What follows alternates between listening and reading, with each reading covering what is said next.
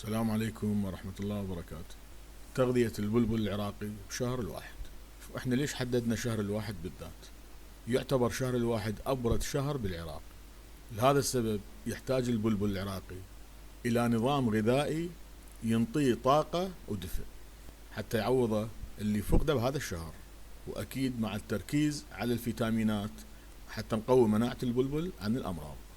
المصدر الرئيسي للطاقة هي السكريات، لأنه الجو بارد يحتاج البلبل السكريات طبيعية طبعا حتى ترفع من طاقته. التمر هو الغذاء المفضل والأساسي، وطبعا يفضل تقديمه بدون النوى مالته.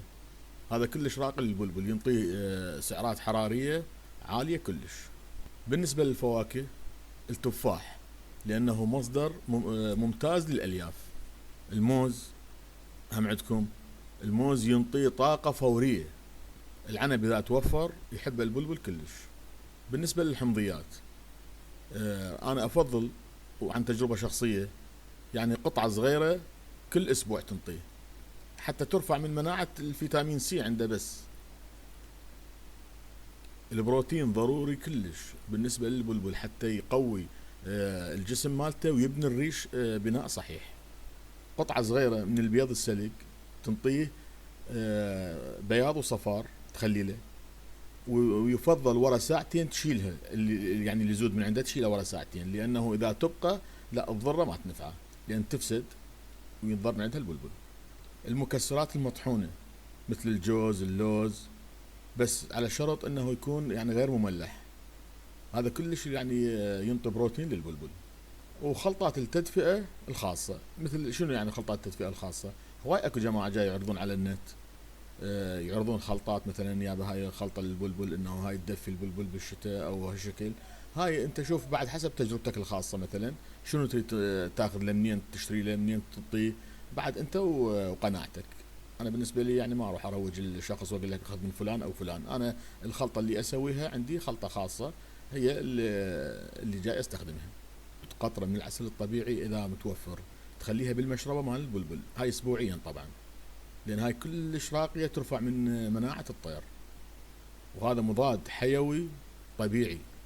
نصائح عامة بشهر الواحد يعني تاخذها تخليها بالحسبان، انه درجة حرارة الماي حاول تتأكد من عندها لا تكون بارد، الماي كلش بارد على الطير، فحاول تبدله يوميا يعني. نظافة القفص لانه بالشتاء يعني تزداد الرطوبة، لازم القفص يتنظف بشكل يعني شكل يومي، اذا تقدر بيومين لازم يتنظف القفص، لانه بس التركه ورطوبه موجوده يصير عرضه للحشرات والفطريات. بالنسبه للتدفئه قلنا احنا يعني الخارجيه هاي ما لها علاقه بالاكل. التدفئه لا تخلي البلبل بمجرى هواء، يعني انه يضرب الهواء بالمباشر، لان الهواء كلش بارد على الطير هسه حاليا يتمرض.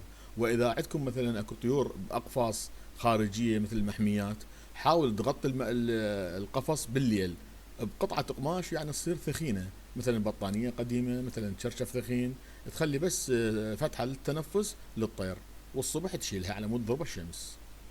الخضروات لا تنطي نهائيا خضروات مثل الخس، هاي الشغلات تخلي البرودة مالته توصل للطير للأمعاء، وأكيد 100% إذا وصلت درجة البرودة مالته للأمعاء 100% راح نفقد الطير، يتمرض واحتمال نفقده يعني. تحياتي لكم، أخوكم محمد البصري.